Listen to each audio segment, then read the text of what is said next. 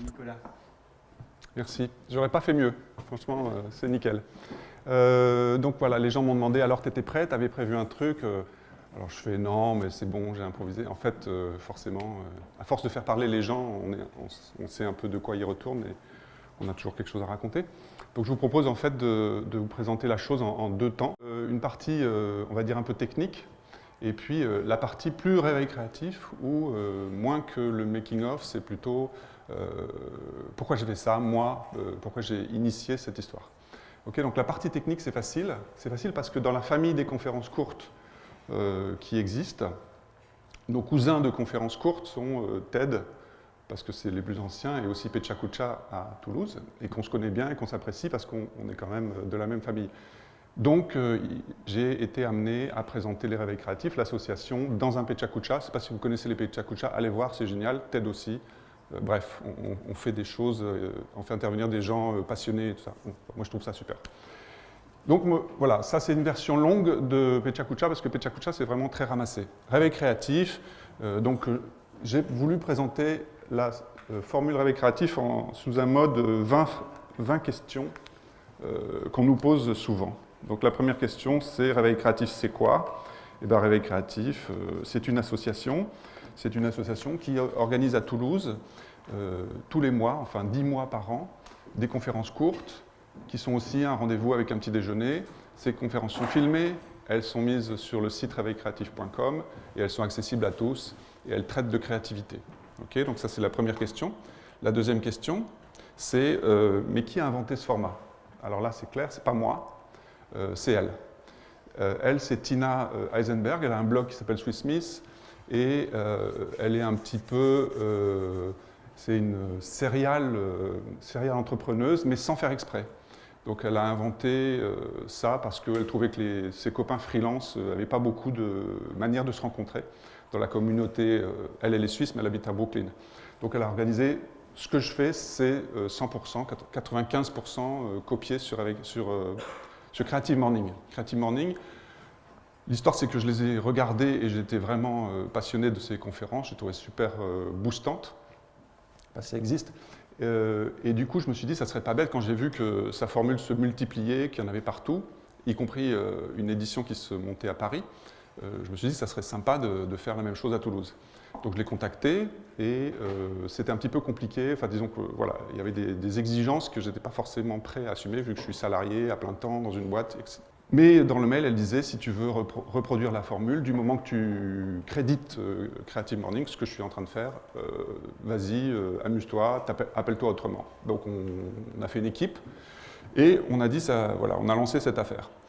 Une des questions, c'est qui parle? Alors qui parle? Pas des artistes, c'est des gens, des créatifs. Et ma conception de la créativité, elle est assez large.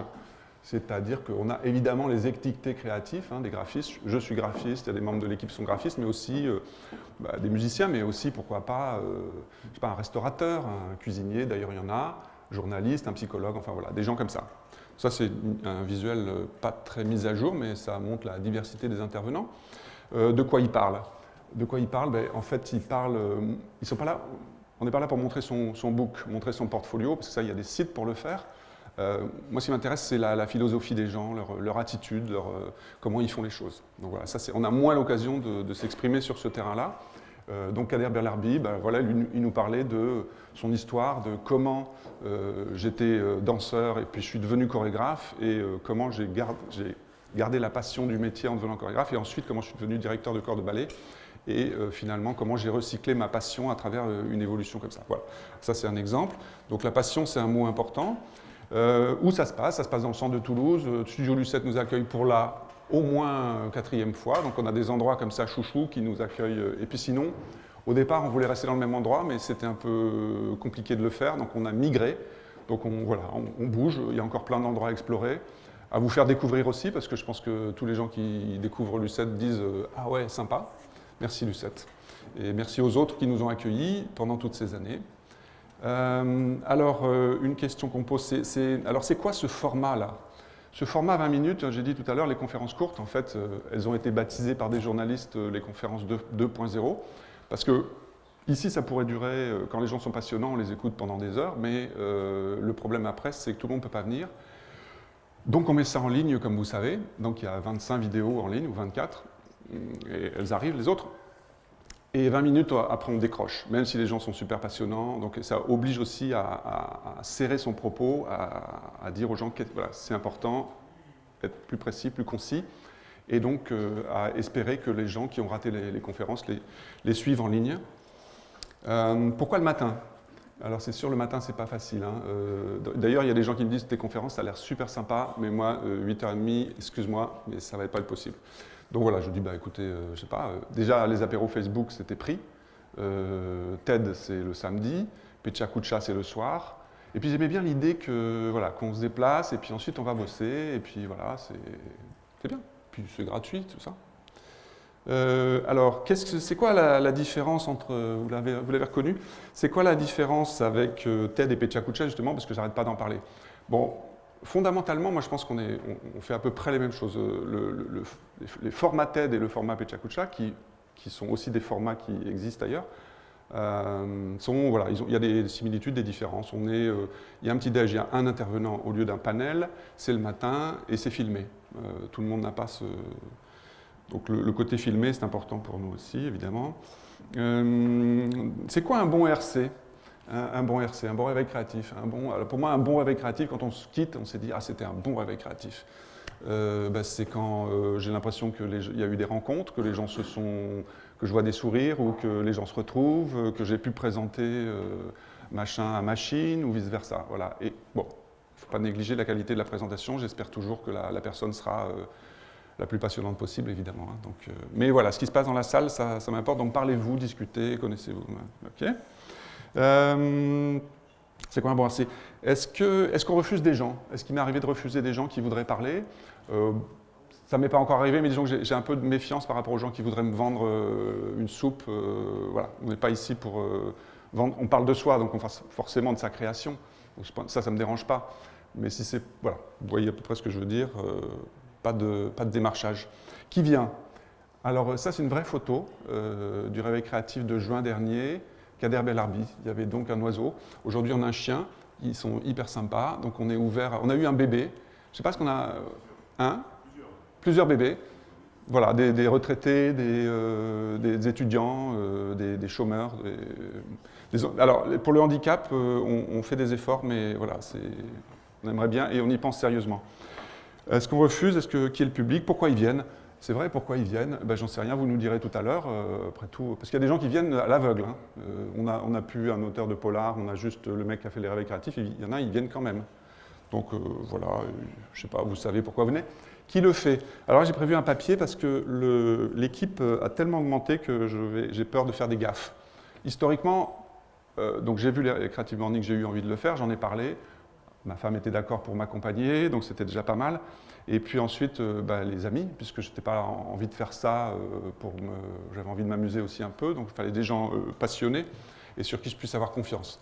Donc dans l'ordre d'arrivée, Camille et Arnaud, qui sont graphistes et illustrateurs, auteurs, et voilà.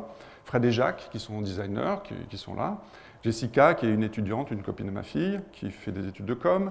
Richard, fidèle à la vidéo. Romain, fidèle à la photo.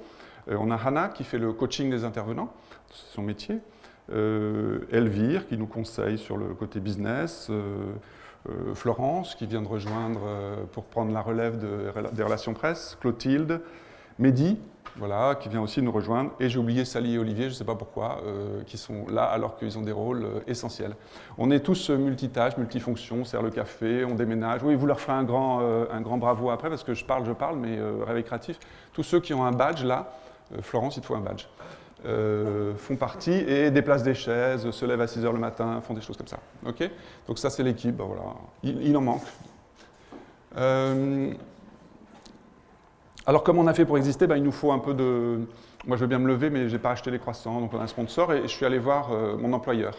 En fait, je suis salarié chez Milan, et je leur ai dit, dites-moi, les valeurs de réveil créatif et les vôtres, ça ne serait pas un petit peu similaire, tout ça, la créativité, le local, et tout ça. Donc, ils m'ont dit, vas-y, on achète les croissants, et même plus, hein, j'ai un peu de temps.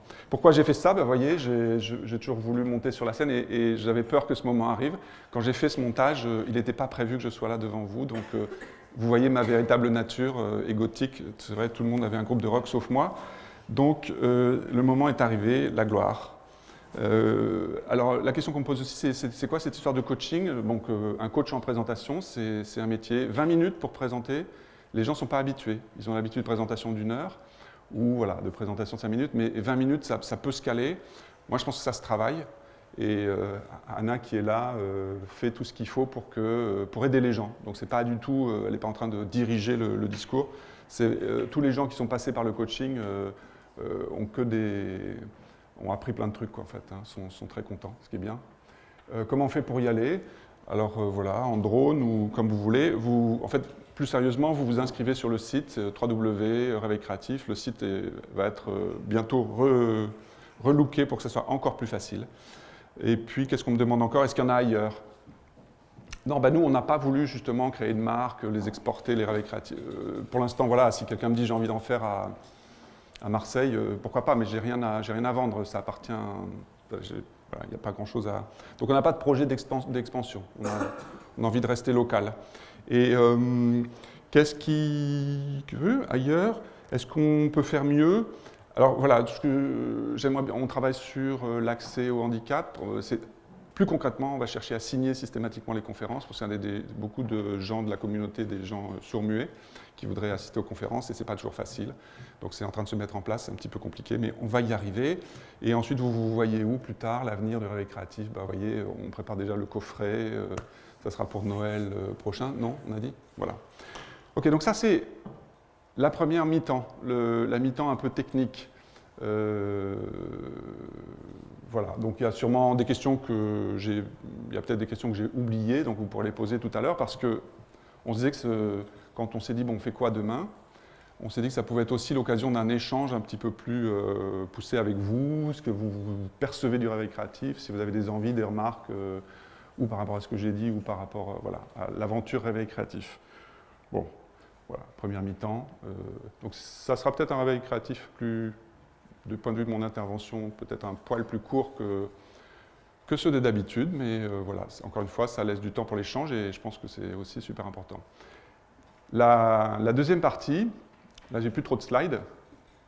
Normalement, on montre des photos de soi à 5 ans, tout ça, mais bon, une certaine pudeur.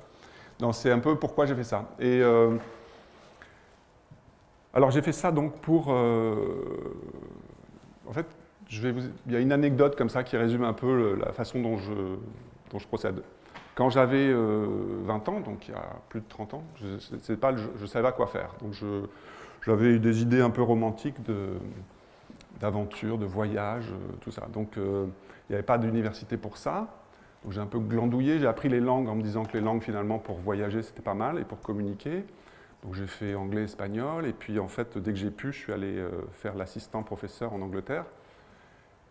Et puis ensuite, j'ai postulé pour être assistant en Espagne et je suis arrivé aux Canaries.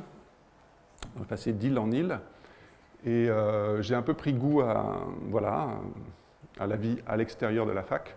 Donc en fait, je ne suis jamais rentré puisque aux Canaries, il y a un bateau qui est passé de copains. Je suis monté sur le bateau, je suis allé aux Antilles, un peu comme ça. Et puis j'ai passé 6 ans aux Antilles et ensuite je suis rentré parce qu'il fallait rentrer. Donc j'ai pris un autre bateau, en bateau stop. Et donc on est parti là de Pointe-à-Pitre et on est rentré et on était 8 membres d'équipage, il y avait des Français, il y avait 2 Dominicains. Les Dominicains c'est une petite île entre la Guadeloupe et la Martinique pour ceux qui ne connaissent pas. Les Antillais sont assez critiques, ils disent, moi, à l'époque, hein, ils disaient les Dominicains c'est tous des dealers ou des putes. Donc ils n'avaient pas une grande opinion mais ils étaient super sympas les mecs. Voilà, 2 marins dominicains on apprend à se connaître sur un bateau, hein, il y a du temps. Surtout au bout de 3 semaines de mer. Et donc on arrive aux Açores. On arrive aux Açores, on a envie de prendre une douche, d'aller acheter des légumes qu'on n'a pas mangés, tout ça, et réparer 1 ou 2 voiles et tout ça. Donc on descend, et là il y a un problème, c'est que les Dominicains en question, Aziz et Later, ils s'appelaient. C'était des jeunes rastas qui sortaient pour la première fois de leur île. Et, sauf qu'ils avaient oublié de faire un visa pour le Portugal. Donc les douanes leur ont dit, déjà à l'époque, il y a donc 30 ans, ils ne bougent pas du bateau. Allez, ils ont le droit d'aller sur le ponton, 5 mètres de large. Alors nous, on allait dans les bars ou les trucs comme ça, et eux, ils étaient coincés. Donc ils étaient assis toute la journée sur un banc à se morfondre, pas le droit de fumer, enfin, sur le... Ouais. Et ils étaient côte à côte avec les vieux pêcheurs açoriens, donc les Portugais, et ils se regardaient, ils avaient les boules, hein. Et donc ils se regardaient un peu en chien de faïence, et c'était un peu triste, et nous on revenait comme ça. Donc un jour, je suis revenu des courses, et j'avais trouvé des toupies en bois. Et je me suis souvenu qu'ils m'avaient dit que dans leur village, là, ils jouaient à la toupie. Et moi, on avait parlé de ça, etc. Donc je me dis, ah, ça va les distraire, on va ramener des toupies. Donc je leur ramène des toupies. Effectivement, ils sont contents, donc ils n'avaient rien à faire, donc ils commencent à acheter la toupie, à me montrer ce qu'ils savaient faire et tout ça. Et en 5 minutes, je vois les papis açoriens avec leur bleu de chauffe qui laissent leur canne de pêche et qui commencent à se rapprocher. Et puis il dit, non, mais fais voir, c'est pas comme ça qu'on fait. Et en fait, ils étaient super bons aussi. Et ça faisait 2 jours qu'ils se regardaient, genre, c'est qui celui-là, les jeunes blacks et les vieux péchous. Et là, en 5 minutes, avec cette histoire de toupie, tout d'un coup, ils avaient, 2 heures après, ils étaient en train de te dire, ah, tiens, je vais te montrer un truc, à bavarder comme ça. Et là, je me suis dit, oui, en fait, pour créer une rencontre comme ça entre 2 univers qui n'ont pas grand-chose en apparence à voir, il suffit juste d'un petit truc, sans faire exprès, avec un bout de bois à 2 balles. Ouais, voilà, ils sont pas paxés, mais au moins ils ont parlé, ils étaient contents.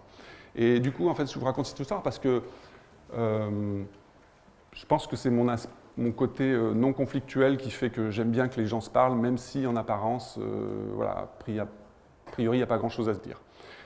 Donc ça explique un peu la partie réunion du réveil créatif, c'est-à-dire réunir des gens qui ne soient pas tous des graphistes ou pas tous des archis, voilà, qu'il y ait ici des gens qui sont juste curieux ou juste entendre parler de créativité, quel que soit leur domaine d'application. Ça, c'est le premier volet. Et puis l'autre volet, c'est pourquoi faire venir... Parce que ça, j'aurais pu faire venir des gens parler d'autre chose. Pourquoi la créativité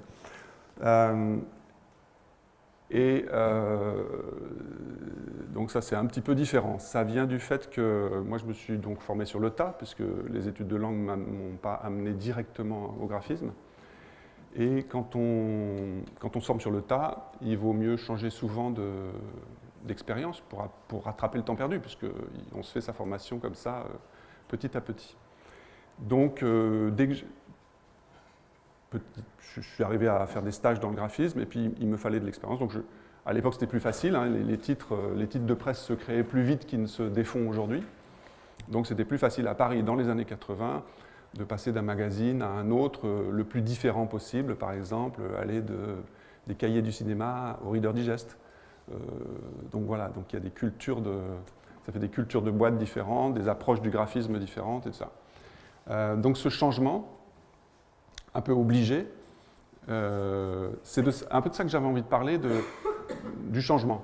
Donc je me suis dit, tiens, surtout dimanche, hein, je me suis dit, le changement c'est maintenant. Ça, c'est un bon titre, ça. Donc le changement, alors quel rapport avec quel rapport entre la créativité et le changement? Ben voilà, je vous explique. Donc changer souvent de boîte, ça m'a fait, par exemple, je disais, travailler dans des maisons d'édition, des groupes de presse petits, moyens et grands. Et dans les plus grands groupes de presse, on a droit de la formation, comme ceux qui ont le plaisir d'être en CDI. Hein, tout n'est pas... et dans la formation, il y avait les outils techniques qui sont super importants, et il y avait les formations de type humaine ou de type,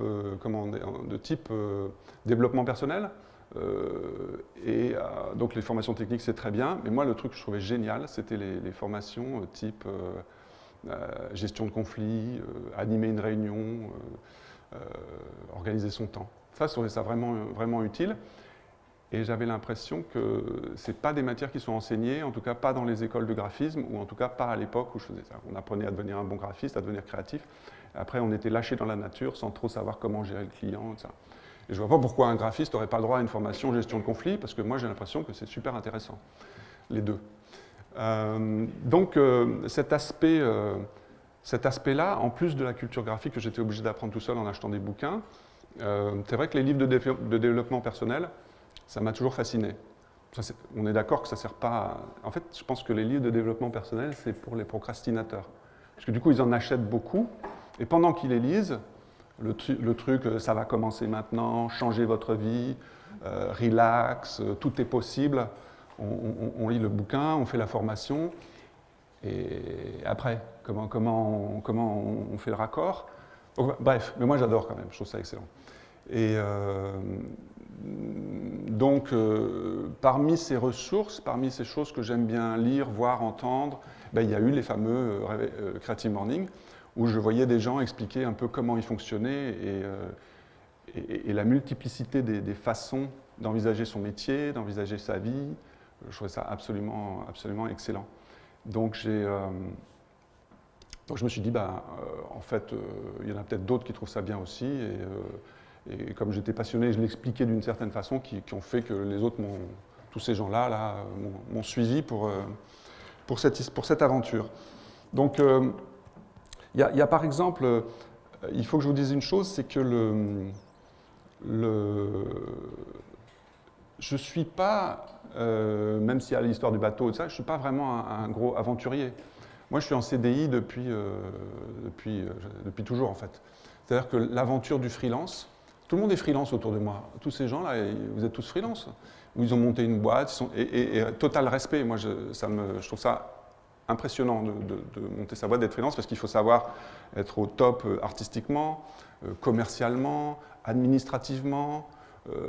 Voilà, faut être tout à la fois. Et voilà. Donc, des aventures, j'aimais bien me greffer sur des projets, mais en tant que leader, ça me foutait un peu les jetons. Et on parlait de développement personnel et de ces fameux bouquins. Il y a un graphisme qui résume à peu près mon approche du projet. Dans le projet, tant que c'est l'idée, on se réveille la nuit, on boit un coup, on a une super idée, on se trouve génial, c'est génial. Et puis quand on commence à s'y mettre, on se dit, ouais, ok, d'accord, ça va être un peu plus compliqué. Et puis si on continue un petit peu dans le truc, ouais, ok, il va y avoir du boulot. Là on descend encore un cran et on s'aperçoit que c'est vraiment nul et que c'est chiant. Et arrivé en bas, là, on s'effondre. On est une merde, on a raté, c'était une idée totalement naze. Et avec un peu de chance, on repart. Et là, on se dit, bon, allez, j'ai un peu de fierté, je vais finir le projet.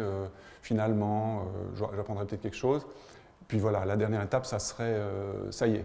Bon, c'est pas génial, mais c'est moins mauvais que je pensais. Voyez le truc un peu. Moi, ça me parlait pas mal. Moi, je suis là. En fait, je reste là. Parce qu'en fait, j'ai l'impression que j'ai déjà vu tout ça dans ma tête. Je me suis fait le film et je me suis dit, wow, la galère.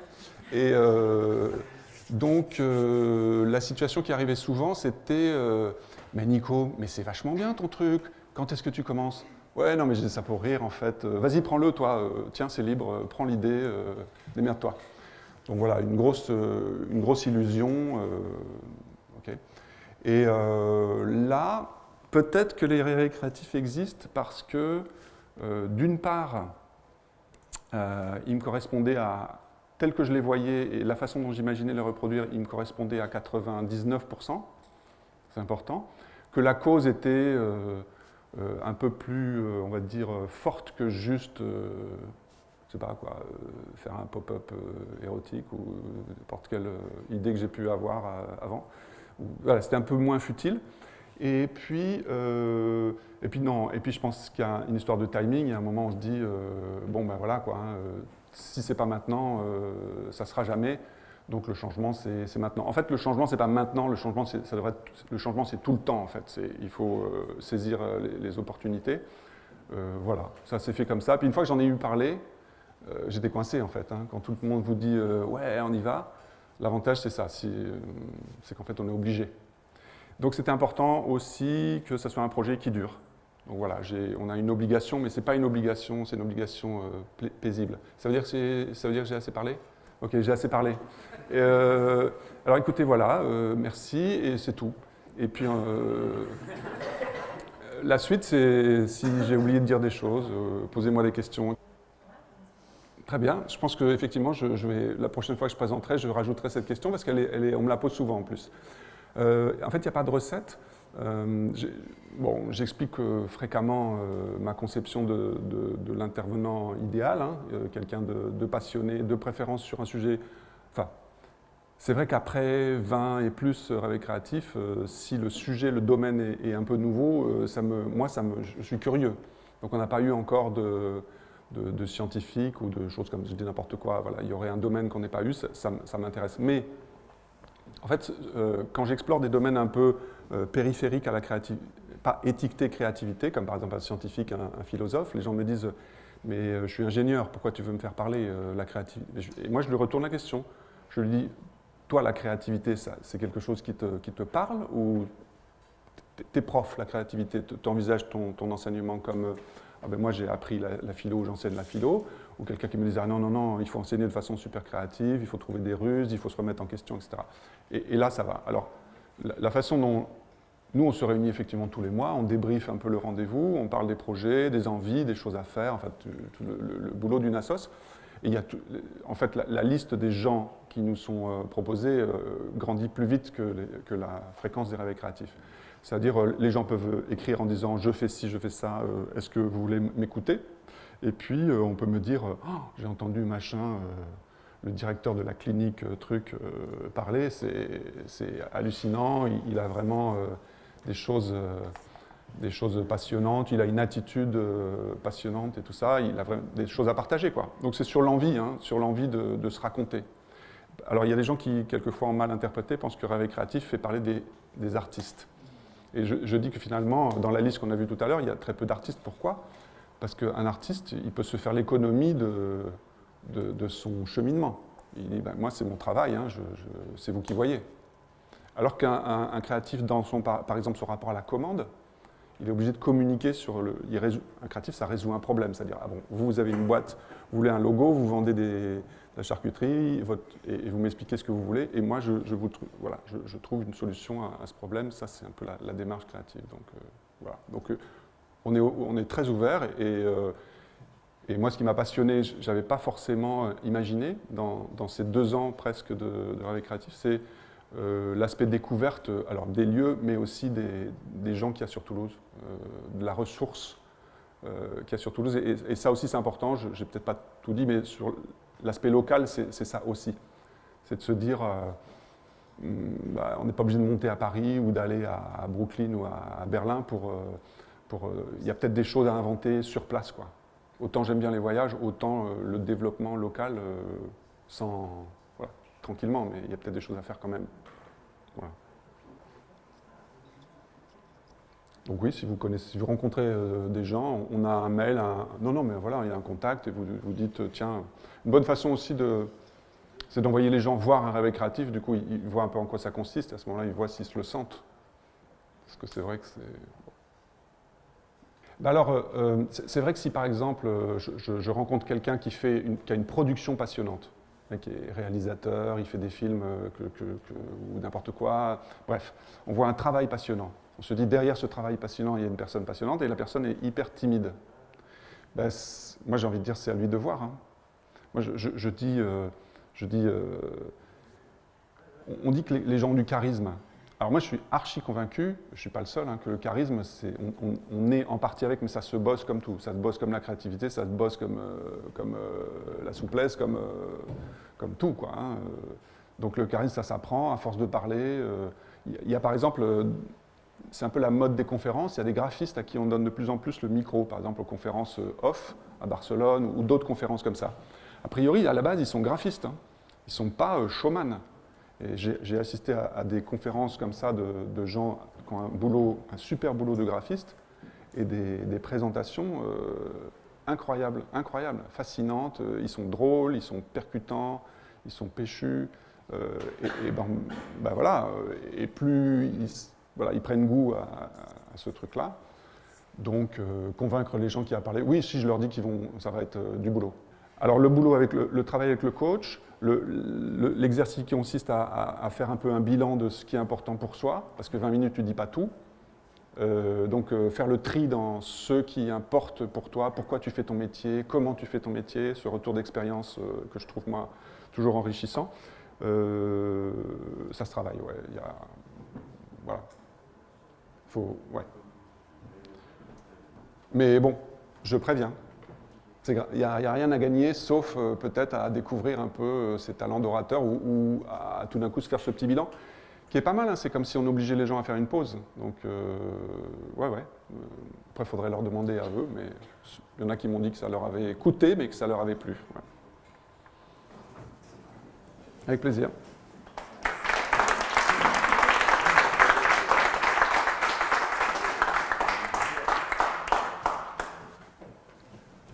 Les photos sont de Romain Saada, notre photographe.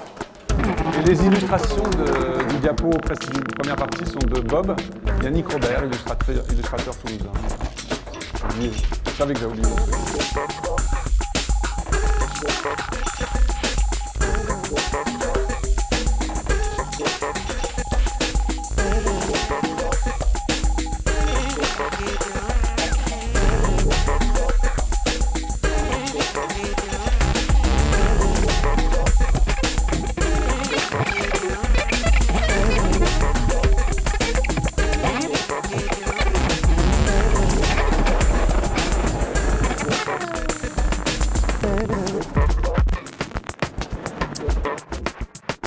Mm-hmm.